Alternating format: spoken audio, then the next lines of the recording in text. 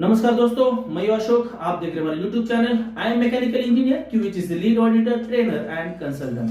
दोस्तों, आज एपिसोड में आपके साथ शेयर करने वाला हूँ ISO types of the ISO standards. बहुत सारे स्टैंडर्ड्स हैं, लेकिन कुछ जो स्टैंडर्ड्स है पॉपुलर स्टैंडर्ड्स है और उसके बारे में हम सबको पता होना चाहिए। तो इसी के बारे में मैं आपके साथ शेयर करने वाला हूँ, तो जुड़े रहे मेरे साथ और लेट्स बिगिन दिस ओके। तो अभी वन बाय वन जो स्टैंडर्ड्स है उसके बारे में डिस्कस करते हैं। तो फर्स्ट स्टैंडर्ड इज आईएसओ 9001:2015। इसको बोलते हैं क्वालिटी मैनेजमेंट सिस्टम।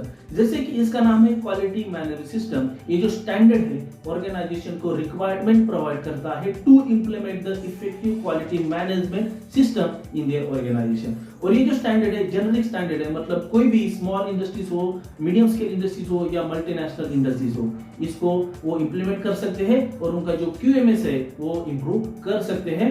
और ये जो स्टैंडर्ड है कस्टमर जो रिक्वायरमेंट है उसके ऊपर ज्यादा फोकस करता है। तो नेक्स्ट स्टैंडर्ड है दोस्तों आईएसओ 14001:2015। इसको बोलते हैं एनवायरमेंटल मैनेजमेंट सिस्टम।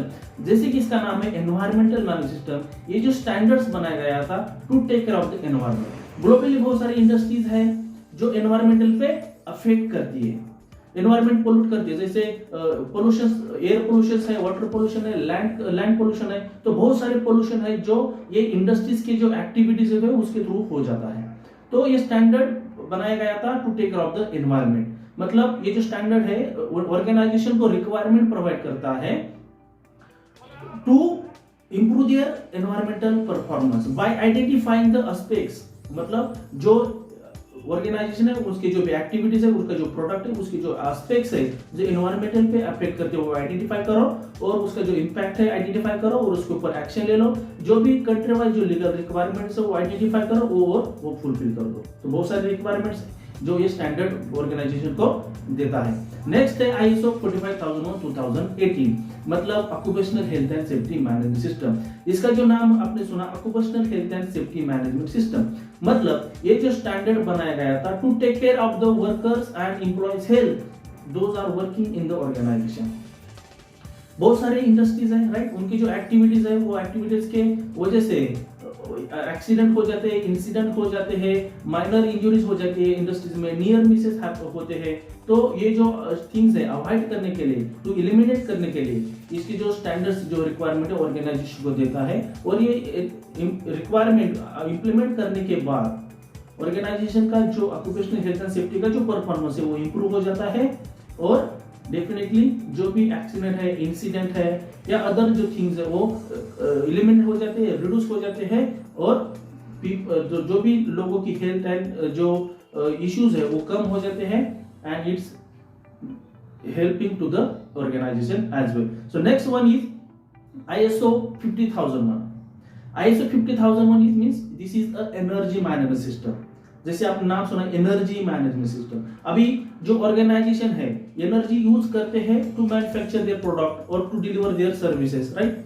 तो ये जो एनर्जी है इसका जो कंजम्पशन है वो कैसे रिड्यूस करना है, वो जो उसका कॉस्ट है वो कैसे कम करना है ना, ये रिक्वायरमेंट प्रोवाइड करता है स्टैंडर्ड टू द ऑर्गेनाइजेशन। मतलब इसका जो इंप्लीमेंट करके है आप जो एनर्जी है, एनर्जी जो यूजेस है वो मॉनिटर करना है, मेजर करना है और उसके ऊपर एक्शन लेना है to reduce the consumption, to reduce the wastage of the energy. Okay, so next one is ISO 27001. ISO 27000 is a ISMS, means what? This is Information Security Management System. जैसे आपने सुना Information Security Management System। अब Information Security मतलब ये जो standard है requirement देता है ऑर्गेनाइजेशन को that how they have to secure the information of their, whether it is your own information or maybe it is your customer information। तो कैसे सिक्योर करनी है, how they can improve the information security management system, how they can prevent the data of the customer as well as their own data, and by implementing the standard, मतलब ये standard implement करके जो organisation जो अपने customer को confidence देता है कि yes they are able to and they are safeguarding their data in a systematic manner. दोस्तों नेक्स्ट है आईएसओ 20000। आईएसओ 20000 ये होता है ITSM, मतलब information technology service management, information technology service management, ITSM। तो ये जो आईटी की जो सर्विस है जो प्रोवाइड करता है, जो ऑर्गेनाइजेशन प्रोवाइड करती है विद इन द ऑर्गेनाइजेशन हो, ये जो आपने ऑर्गेनाइजेशन या दूसरे कस्टमर को प्रोवाइड करती है सर्विस, तो वो सर्विस इफेक्टिवली कैसे प्रोवाइड कर सकते हैं और how they can improve the customer requirements. So all this things है, इसकी जो रिक्वायरमेंट्स है ये जो स्टैंडर्ड है प्रोवाइड करता है टू द ऑर्गेनाइजेशन। दोस्तों नेक्स्ट वन है ISO 21001, इसको बोलते हैं EOSM, मतलब एजुकेशनल ऑर्गेनाइजेशन मैनेजमेंट सिस्टम। जैसे आपने सुना एजुकेशनल ऑर्गेनाइजेशन मैनेजमेंट सिस्टम, मतलब ये जो स्टैंडर्ड है डेवलप किया है ऐसे जैसे स्कूल हो, कॉलेजेस हो या अदर जो ट्रेनिंग सेंटर्स है, जो लोगों को कॉम्पिटेंट बनाते हैं बाय गिविंग द ट्रेनिंग और बाय टीचिंग और by learning by doing research in this system. So इनकी जो जैसे ये जो ऑर्गेनाइजेशन उनकी जो रिक्वायरमेंट है, ये जो जैसे ऑर्गेनाइजेशन मैंने बताया एजुकेशनल जो ऑर्गेनाइजेशन है उनकी जो रिक्वायरमेंट है या उनको जो सिस्टम है कैसे इंप्रूव करना है उसके बारे में जो रिक्वायरमेंट है इसके स्टैंडर्ड में दिए गए हैं, इसको बोलते हैं educational organisation management system EOSM। दोस्तों नेक्स्ट वन है ISO 31001, इसको बोलते हैं रिस्क मैनेजमेंट। जैसे आपने सुना रिस्क मैनेजमेंट, अभी बहुत सारे इंडस्ट्रीज होते हैं, बिजनेस में आपको पता है बहुत सारे रिस्क होते हैं, राइट? तो वो रिस्क आइडेंटिफाई करना है और उसके ऊपर एक्शन लेना है। उसके जो प्रिंसिपल्स है ये स्टैंडर्ड्स ऑर्गेनाइजेशन को देता है कि how they have to identify the risk in their organisation those are affecting their business and how they have to control that business in various ways, various methodologies. In this standard they are providing to the organization. So the standard is simple with ISO 31000, which is the risk management. So it provides the risk principles, is how they have to identify risk and how they have to control the risk.